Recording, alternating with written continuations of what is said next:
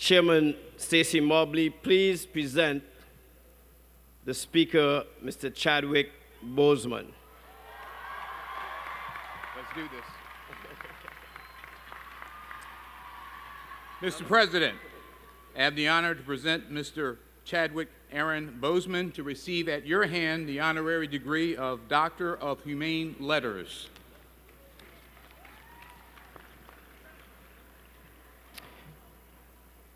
Chadwick Aaron Boseman, quintessential artist, actor, director, writer, your unique ability to completely embody the characters you chose to portray on screen and stage has created a phenomenal global sensation in the world of film and entertainment unlike any in recent history. Beginning with your work in the film 42 in 2013 as the legendary Jackie Robinson, who broke the color line in Major League Baseball by signing with the Brooklyn Dodgers at a time in America when blatant racism was rampant. And I told Chadwick last night that Jackie Robinson and Martin Luther King Jr. received honorary degrees on the same day right here at Howard University as well. To your exquisite true-to-life depiction of the Godfather of Soul, Mr. James Brown in the film Get On Up, and in 2017, your brilliant role in Marshall, which you co-produced, about the iconic civil rights lawyer and first African-American Supreme Court Justice, fellow Capstone alumnus Thurgood Marshall, you have blazed a powerful new path in the world for the presentation of our rich lives of triumph over adversity that have been so sorely ignored for centuries. In this blockbuster year of 2018, audiences and critics around the globe have heralded your magnificence as T'Challa, Black Panther, in the feature film of the same name, and the entire movie has set afire in the hearts and minds of people of all colors, creeds, and races, the likes of which has never been seen before. You said that you had written in a journal years ago your desire to be the Black Panther. The world is in worship of Wakanda, the fictitious, technologically advanced, and mineral-rich African nation ruled by the Black Panther, who is based on a Marvel Comics character which debuted just over a half a century ago. Also in 2018, you reprised your role of T'Challa Black Panther in Avengers: Infinity War, which is the fastest film ever to pass $1 billion globally. You came to alma mater as an undergraduate of T.L. Hanna High School in your hometown of Anderson, South Carolina, where you were reared in a loving, supportive home by your mother Carolyn and father Leroy Boseman.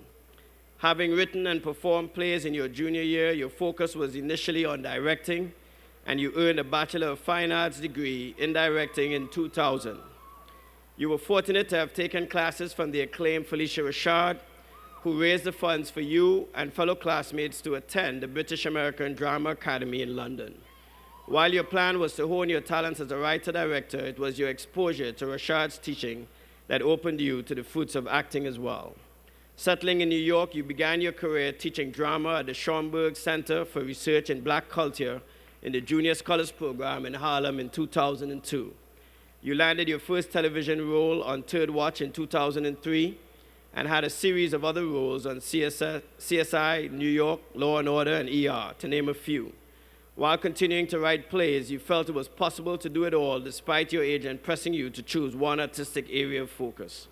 Ultimately, you did see the value in this advice, even though you had success with Deep Azure, based on the tragic true story of Howard alum Prince Jones, who was murdered by a Prince George's County police officer. Your decision to move to Los Angeles in 2008 opened the way for more achievements, as with your role in the television series Lincoln Heights, then your first feature film, The Express, and a regular role on Persons Unknown in 2010. Other films included The Kill Hole, released just before 42, in which you starred opposite Harrison Ford, Draft Day with Kevin Costner in 2014, and Gods of Egypt, in which you played Thoth. Chadwick A. Boseman, beloved son of alma mater, your dedication to excellence, your pioneering, indomitable spirit, and motivated commitment to your craft stands as the hallmarks of your incredible life and career. You are a shining exemplar of our cherished core values of leadership, excellence, truth, and service. It is with heartfelt respect and loving gratitude that we salute and honor you as orator on the historic occasion of our 150th commencement, conferring upon you the degree Doctor of Humane Letters, honoris causa. Congratulations.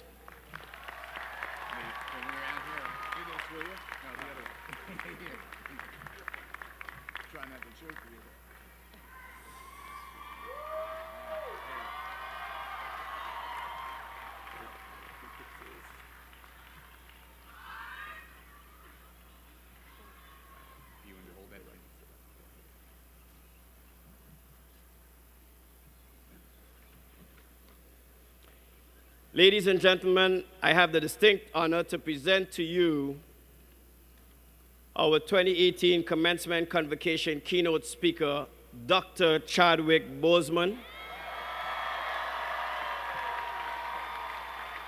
As you just heard, he is a true son of Howard, and Dr. Boseman refined his extraordinary talents right here as an undergraduate student under the mentorship of many remarkable people who have passed through these halls. Dr. Boseman possesses all of the qualities that we embodied. And even when the lights are turned off and there are no cameras, those qualities continue to shine brightly. And so it is for this reason I'm pleased to introduce the commencement orator, Dr. Chadwick Boseman.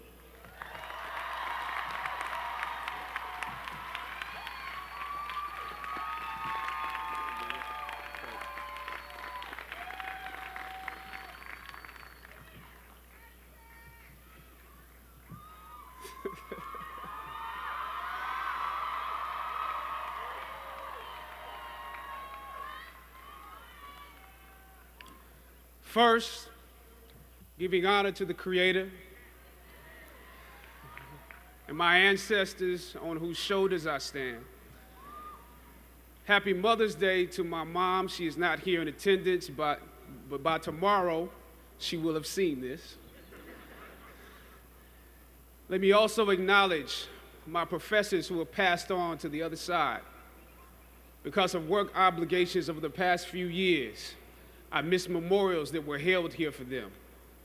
Professor Al Freeman Jr., Professor Mike Malone, Professor Reggie Ray, Dr. Henrietta Edmonds, Professor Joe Selman, Dr. Johnson, and Dr. Singleton.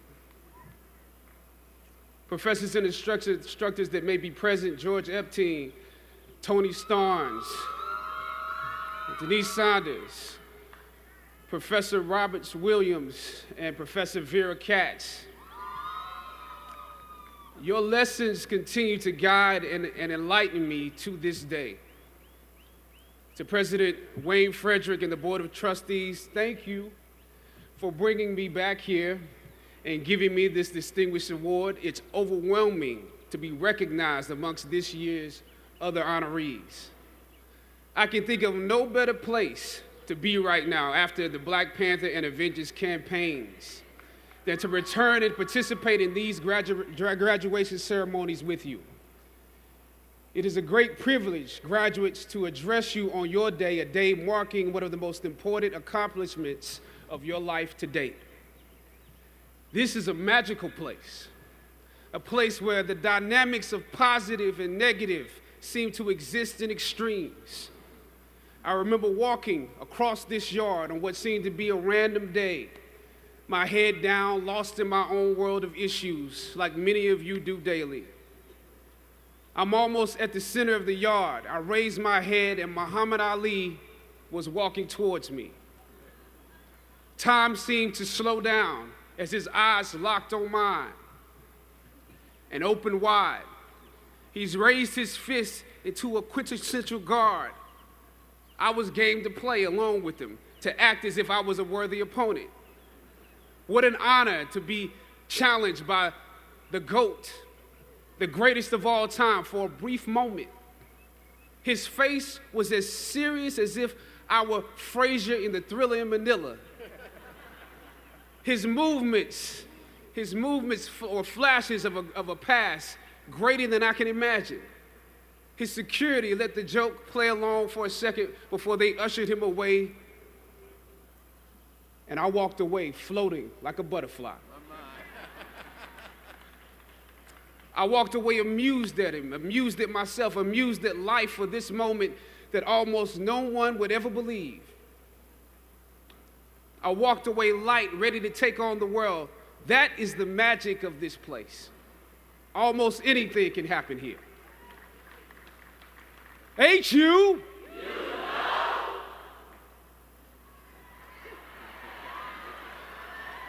Howard University.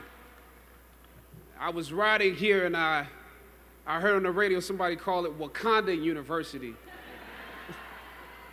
But it has many names, the Mecca, the Hilltop. It only takes 1 hour, one tour of the physical campus to understand why we call it the Hilltop.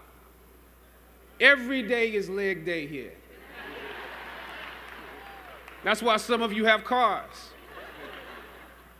During my junior and senior years, I lived in a house off campus at Bryant Street. For those of you, that's right, Bryant Street.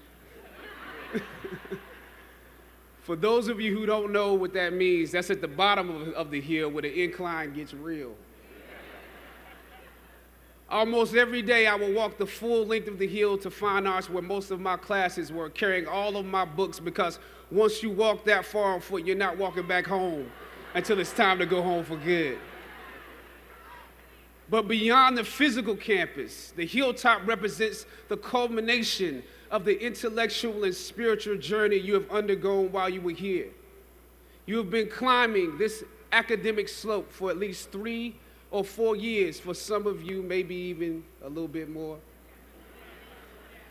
Throughout ancient times, institutions of learning have been built on top of hills to convey that great struggle is required to achieve degrees of enlightenment. Each of you had your own unique difficulties with the hill. For some of you, the challenge was actually academics. When you hear the words magna cum laude, you know that's not you. That's not you. You worked hard, you did your best, but you didn't make A's or B's, sometimes C's. You never made the dean's list, but that's okay. You're here on top of the hill.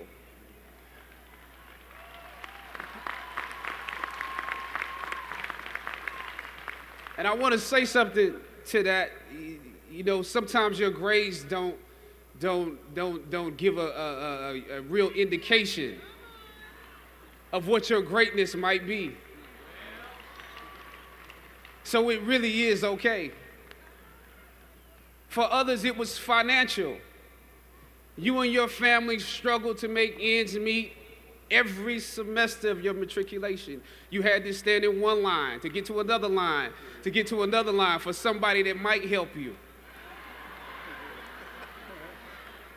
You had to work an extra job or two, but you're here. For a lot of you, not all, but a lot of you, your hardest struggle was social. Some of you never fit in. You were never as cool and as popular as you wanted to be, and it bothers you. So your social struggles here became psychological. Even though you made it up the hill, you carry the baggage of rejection with you, but you're here. Or some of you went through something traumatic. You made it to the top of the hill, but not without scars and bruises. Some of you fit in too much. You were on the yard rapping on your frat block when you were supposed to be in class. Or you got caught up in the DC party life. I know how that is. I mean, we're right here in the midst of the city. Sometimes you forgot you were in school. You probably could have graduated with honors, but instead you are getting an oh yeah degree today. Oh yeah, I have class. Oh yeah, I have that paper due. Oh yeah, I have a final. You were literally too cool for school. You waited until the last minute to do your best work, and it's a wonder that you made it up the hill at all, because you carried the baggage of too much acceptance. Most of you graduating here today struggled against one or more of the impediments or obstacles I mentioned in order to reach this hilltop. When completing a long climb, one first experiences dizziness, disorientation, and shortness of breath due to the high altitude. But once you become accustomed to the climb, your mind opens up to the tranquility of the triumph. Oftentimes, the mind is flooded with realizations that were for some reason harder to come to when you were at a lower elevation. At this moment, most of you need some realizations because right now you have some big decisions to make. Right now, I urge you, in your breath, in your eyes, in your consciousness, invest in the importance of this moment and cherish it. I know some of you might have partied last night. You should celebrate, but this moment is also part of that celebration. So savor the taste of your triumphs today. Don't just swallow the moment whole without digesting what has actually happened here. Look down over what you conquered and appreciate what God has brought you through.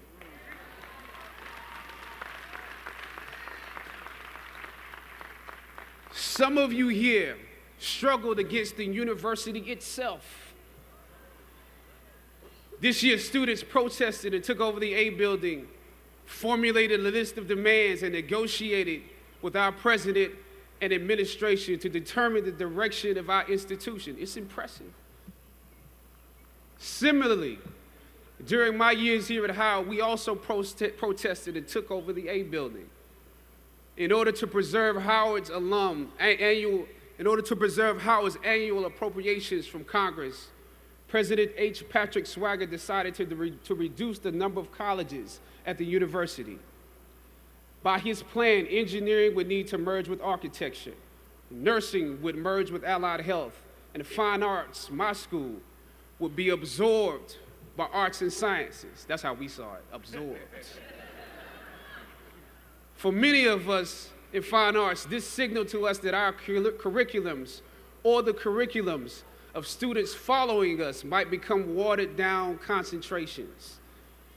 This undermined the very legacy we were proud to be a part of and aim to continue. The fine arts program had produced Felicia Rashad, Debbie Allen, Isaiah Washington, Richard Wesley, Donnie Hathaway, Roberta Flack, just to name a few. We felt that, yes, you could go on and on, We felt that we could compete with students from Juilliard, NYU, and Cal Arts as long as we continued to have a concentrated dosage that rivaled a conservatory experience. But without it, although we took over the A building for several days and presented our arguments to President Swagger and the administration, the schools were still merged. Thus, the current collection or formation of schools exists. That's why I view your recent protests as such an accomplishment for both sides of the debate, student and administration. I didn't come here to take sides. My interest is what's best for the school. A Howard University education is not just about what happens in the classroom, students. In some ways, what you were able to do exemplifies some of the skills you learned in the classroom.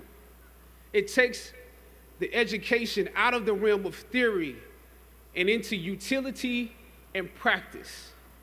Obviously, your organization skills were unprecedented. I'm told that you organized shifts so that you could at least continue some of your classes. We missed all our classes when we were in the A building. And I'm told that through donations, there was always an ample helping of food. I probably ate a slice of pizza during the entirety of our 3-day protest. So your organization and planning was impeccable. You received the majority of your demands, making a significant impact on those who came after you. As is often the case, those that follow most often enjoy the results of the progress you gain. You love the university enough to struggle with it. Now, I have to ask you that you have to continue to do that. Even now that you received your demands, even if you're walking today, you have to continue to do that. Everything that you fought for was not for yourself. It was for those that come after. You could have been disgruntled and transferred, but you fought to be participants in making this institution the best that it can be.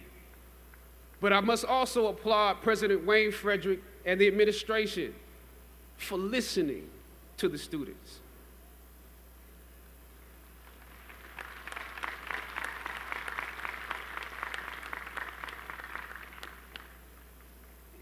Your freedom of speech was exercised in a way where you can contribute to this place. It also shows that you can contribute to the democracy.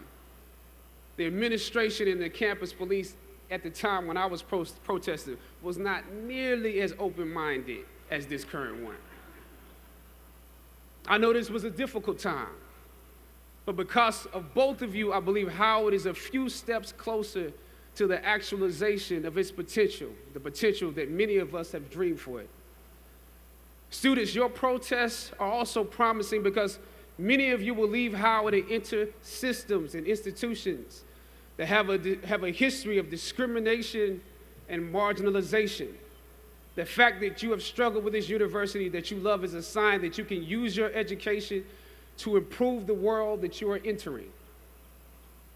I was on a roll when I entered the system of entertainment, theater, television, and film.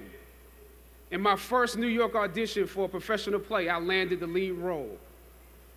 From that play, I got my first agent. From that agent, I got an on-screen audition. It was a soap opera. It wasn't Third Watch.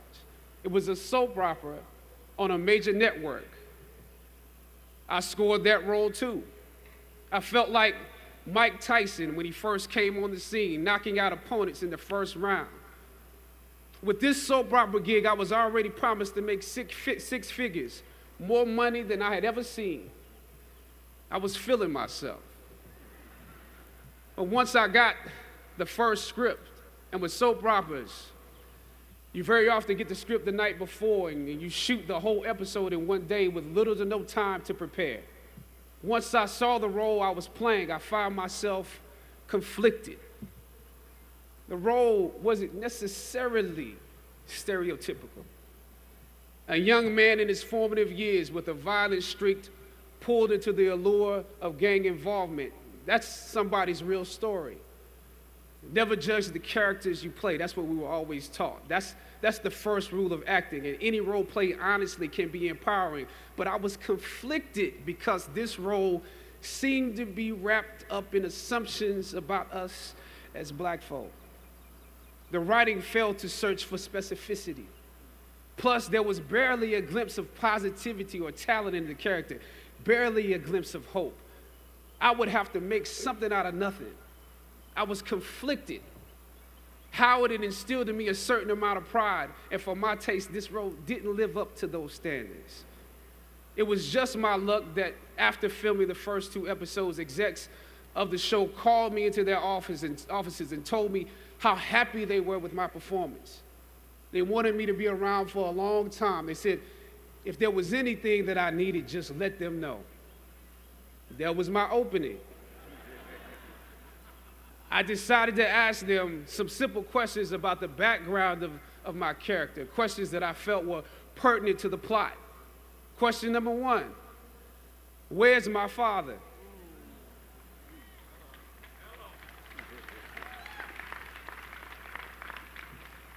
The exec answered, well, he left when you were younger. Of course. Okay. Question number 2. In this script, it alluded to my mother not being equipped to operate as a good parent. So why exactly would my little brother and I have to go into foster care? Matter of factly, he answered, well, of course, she's on heroin. That could be real, I guess. But I didn't want to assume that's what it was. If we're around here assuming that the black characters in the show are criminals on drugs and deadbeat parents, then that would probably be stereotypical, wouldn't it? That word stereotypical lingered. One of the execs pulled out my resume and began studying it. The other exec wore a smile, trying to live up to what they had promised me only a few moments before. If there's anything you need, just let us know.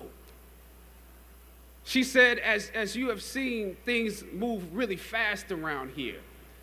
But we are more than happy to connect you with the writers if you have suggestions. Yeah, I said, that would be great. I said, because I'm just trying to do my homework on this. I didn't know if you guys had decided on all the facts, but maybe there's some things we could come up with, some talent or gift that we could build. Maybe he's really good at math or something. He has to be active. I'm doing my best not to play this character like a victim. So you went to Howard University, huh? The exec holding my resume interrupted, peeking over the pages. Yes, I said proudly. He slid my resume back in his desk and said, thank you for your concerns. We'll be watching you. I left the office. I shot the episode I had come in to shoot on that day. Probably the best one I did out of the three because I got what was bothering me off my chest. I was let go from that job on the next day. A phone call from my agent. They decided to go another way. The questions that I asked set the producers on guard and perhaps paved the way for a less stereotypical portrayal for the black actor that stepped into the role after me. As the scripture says, I planted the seed and Apollos watered it. But God kept growing. God kept it growing. Yet and still, when you invest in a seed, watching it grow without you, that is a bitter pill to swallow. A bitter pill. Anybody that's ever been fired knows what I'm talking about. Even if you really don't want the job, when they let you go, it's like any breakup. You act like you don't care. I didn't need that damn job anyway. I didn't need them. But when you have those moments alone, you start to wonder if there was a better way to handle it. And if you could have handled it better, maybe you could help your family. And then before you know it, you're broke. And you find yourself scraping together change just so you can ride the subway so that you can get the next job. And maybe if you could book something else, that would eclipse the feeling of doubt that's building. But it seems like you can't pay them to hire you now. My agents at the time told me it might be a while before I got a job acting on screen again. Well, that was fine because I never wanted to act in the first place. And I definitely didn't want to be caught dead going after a fake Hollywood pipe dream. I'm more of a writer-director anyway, so forget their stories. I can tell my own stories. But am I actually blackballed? We're hesitant about sending you out to some people right now because there is a stigma that you're difficult.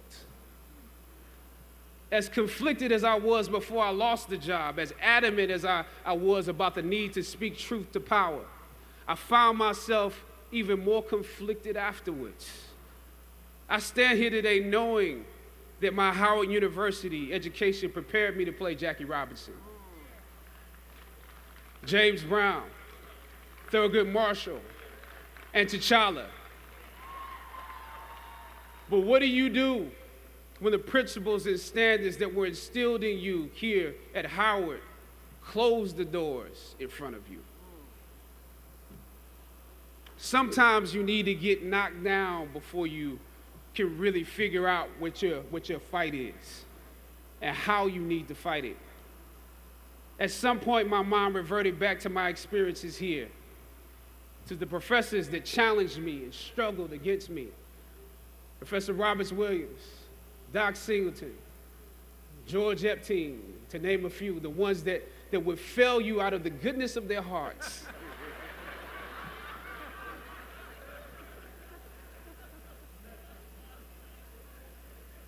And this may be hard to grasp for some of you right now, but I even considered President Swagger and how negotiating with him was practice for a world that was considerably more cruel and unforgiving than any debate here, one that had no interest in my ideals and beliefs. How would I maneuver through all of this? Finally, I thought of Ali in the middle of the yard, in his elder years, drawing from his victories and his losses. At that moment, I realized something new about the greatness of Ali and how he carried his crown. I realized that he was transferring something to me on that day. He was transferring the spirit of the fighter in me. He was transferring the spirit of the fighter to me. He was transferring the spirit of the fighter to me. Sometimes you need to feel the pain and sting of defeat to activate the real passion and purpose that God predestined inside of you. God says in Jeremiah, I know the plans I have for you. Plans to prosper you and not to harm you. Plans to give you hope and a future. Graduating class, hear me well on this day. When you have reached the hilltop and you are deciding on next jobs, next steps, careers, further education, you would rather find purpose than a job or a career. Purpose crosses disciplines. Purpose is an essential element of you. It is the reason you are on the planet at this particular time in history. Your very existence is wrapped up in the things you are here to fulfill. Whatever you choose for a career path, remember the struggles along the way are only meant to shape you for your purpose. When I dare to challenge the system that would relegate us to victims and stereotypes with no clear historical backgrounds, no hopes or talents, when I questioned that method of portrayal, a different path opened up for me. The path to my destiny. When God has something for you, it doesn't matter who stands against it.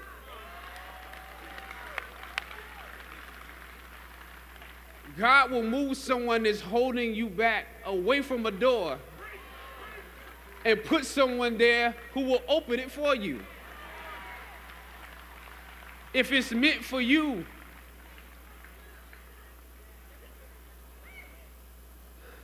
I don't know what your future is, but if you're willing to take the harder way, the more complicated one, the one with more failures at first than successes, the one that has ultimately proven to have more meaning, more victory, more glory, then you will not regret it. Now, this is your time.